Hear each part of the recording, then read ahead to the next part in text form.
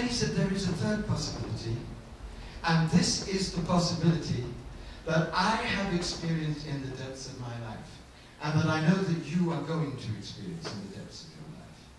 And this possibility is that this crisis is the equivalent on a global scale of the crisis that a mystic goes through at a certain moment in the path when they go through what is called in Christian mysticism the dark night of the soul, in Sufi mysticism fana, and in the metaphysical systems of Mahayana Buddhism the shattering of the false self, the shattering of the created self.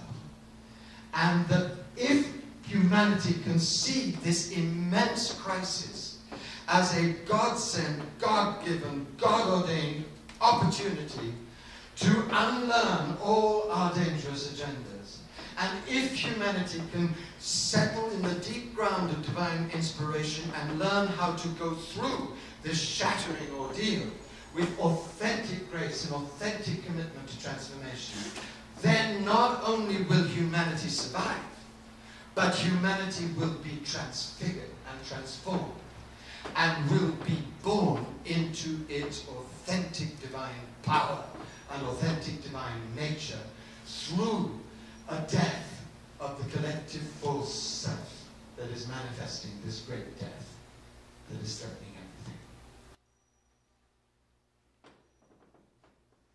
Ever since that conversation, I have asked myself day after day after day after day one question.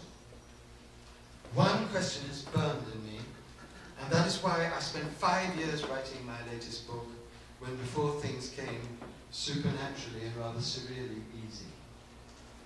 And that question was, if this great death is the birth canal of a great birth, then what is the force?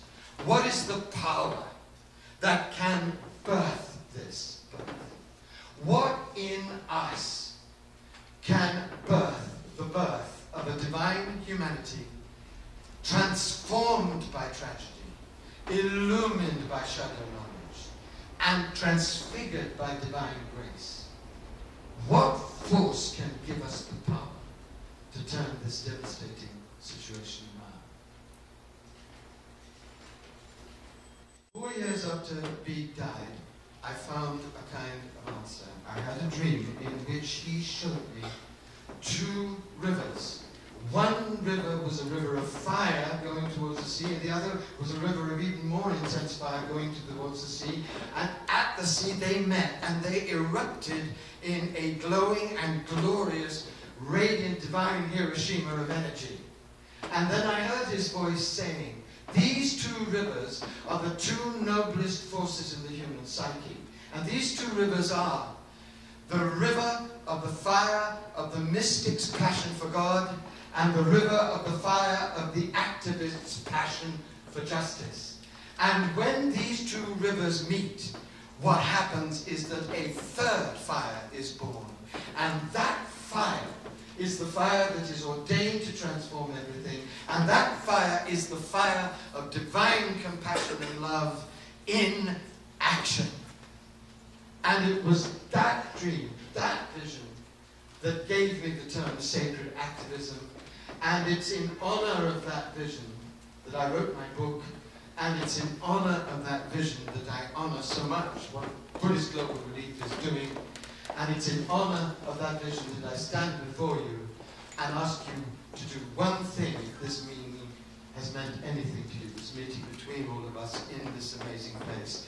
And if you truly believe, as I believe, that we are where we are, facing extreme danger, but with extreme opportunity. And that is that I ask you, in the name of the Buddha, to get up at 3 o'clock in the morning, someday soon, and to surround yourself with the peace of God in whatever way you understand it, and to ask yourself one question. What of all the causes in this beleaguered and damaged world breaks my heart the most? One of all these causes breaks my heart the most. I ask you to dare to ask yourself that question, And I ask you to dare to listen to what your heart tells you. Because you will find, if you do, that your heart will reveal to you a sacred mission that belongs to you, just to you. And that will be the deepest and most radiant voice of your soul. And that you will be given in that moment an injunction and a direction and a mission.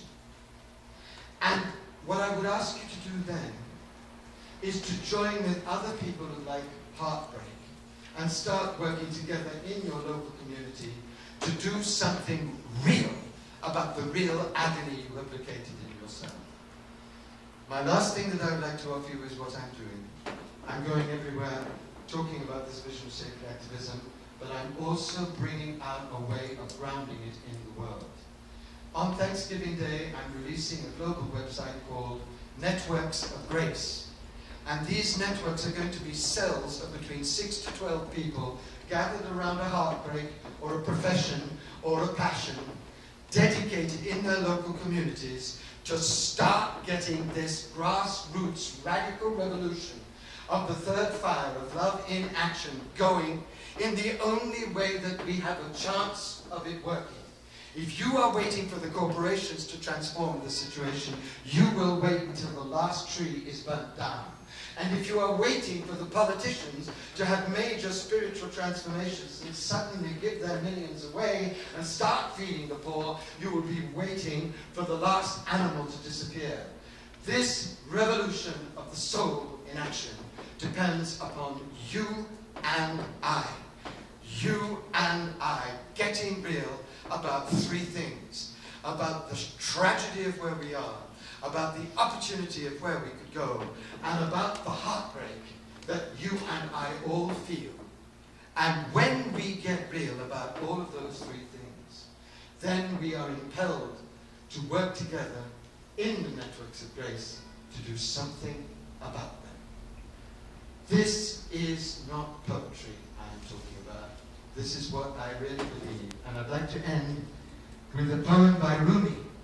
And this is in honor of all my friends in this room who've been such wonderful companions for me on this journey. Tracy Cochrane, Dina Miriam, Adam Bucko, Diku Bodhi. And this is Rumi's challenge to us all, the challenge of the great love mystic, who does not believe love is a sweet thing, but who knows that love is a wildfire that drives you onward and onward to realize your soul in action. And this is what he says. Love comes with a knife, not some shy question, and not with fears for its reputation.